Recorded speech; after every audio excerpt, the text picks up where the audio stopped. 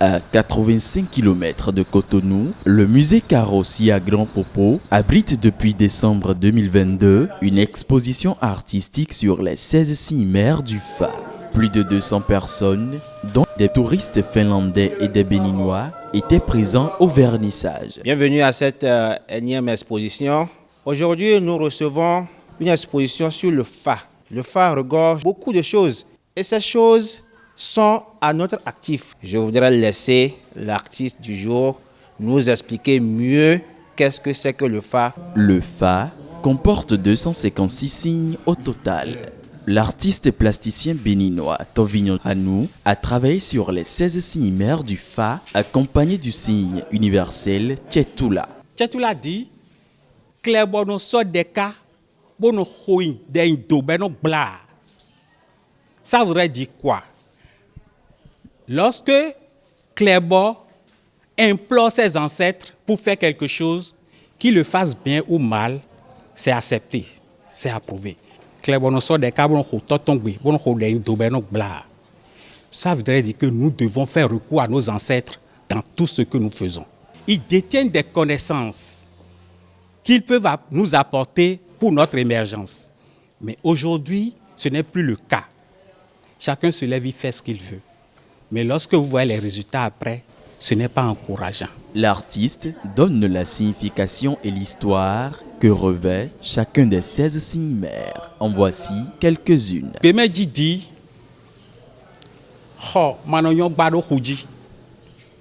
est-ce qu'on peut aller construire sa maison sur la mer?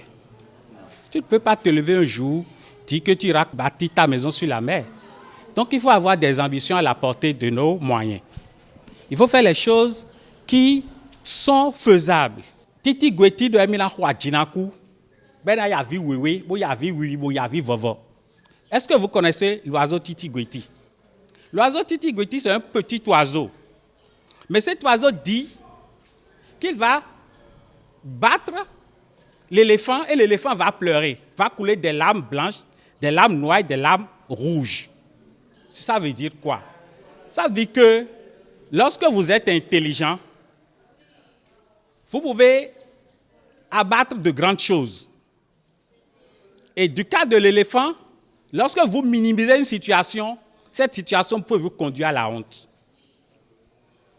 L'éléphant a sous-estimé l'oiseau. Mais ce n'est pas avec la force que l'oiseau a battu l'éléphant. C'est avec l'intelligence. Yakoumedi dit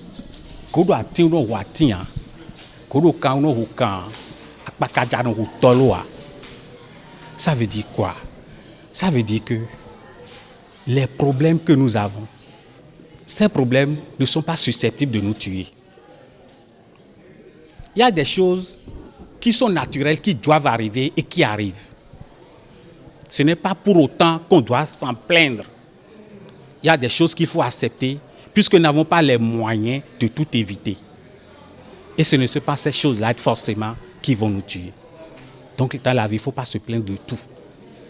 Acceptons certaines choses, qu'elles soient mauvaises ou bonnes. Elles participent à quelque chose dans notre vie. Olimedi, c'est le signe de la conception. C'est à partir du signe Olimedi que Dieu a créé les êtres sur terre. Mais tout ce que Dieu a créé n'est pas parfait. Dieu a créé des choses qui méritent perfection. Il a créé des choses qu'on peut encore arranger. Mais pour le faire, il faut encore solliciter son aide. Lorsque vous avez des situations que vous pensez irréversibles, si vous sollicitez l'aide du Créateur pour ces situations-là, il peut vous les arranger, puisqu'il est la clé de toutes les situations, étant le Créateur du monde. Dimedi, c'est un signe de la protection. Dimedi dit, Kuwaena hokpaku, Yawaena hokpaku, Henwaena hokpaku, Azonwaena hokpaku. Lorsque vous êtes dans certaines dispositions spirituelles, ayant rapport avec le respect de la nature, lorsque le mal vient, il ne pourra pas vous attaquer. Mais il dit encore, il nous sort à votre dindemolobio ouméa, à zazé à votre daho, bonado, bonabio, zoukan, et puis zougamea. Tu ne peux pas. Donc toi-même là, ne va pas chercher des problèmes. Si tu t'habilles de gros boubou et tu vas marcher dans une brousse parsemée d'épines, tu vas te créer des histoires. Tu n'iras pas loin. Donc malgré que naturellement tu as de la protection, ne va pas chercher des histoires toi-même. C'est ce que ce signe-là nous enseigne. Tous les moyens sont bons pour prendre des notes. Occasion propice pour les professionnels du test et de la voix pour magnifier la culture béninoise. L'ennemi nous guette dans le virage et il nous surprendra encore peut-être. Alors, on se demande comment pourrions-nous marcher sur le futur de la modernisation alors que nous avons... De nombreuses personnes associent directement le Fa aux pratiques mystiques. À la fin de sa communion avec le public, l'artiste présente ici les motivations de son travail. Quand tu parles de Fa quelque part, d'abord tu es stigmatisé. Soit tu es un diable, tu es un malfaiteur, parce que tu parles de Fa. C'est dans la compréhension de nous, Africains, Béninois surtout. Je me suis dit, Fa n'est pas que négatif. Il y a de la positivité dans Fa. Mais à partir de cette sagesse-là, à partir de cette connaissance, on peut quand même aller vers Fa et tirer ce qu'il y a de meilleur dedans. Nous, en tant qu'artistes, nous n'abordons pas le côté spirituel ni le côté mystique de Fa. Mais nous abordons le côté culturel, ludique, plein d'enseignements qui peut nous aider à poser des pas là où il faut les poser. J'ai réalisé les tableaux à base des matériaux locaux. D'abord, c'est une technique mixte. J'ai utilisé des pigments naturels, j'ai utilisé un peu de peinture et j'ai utilisé des matières.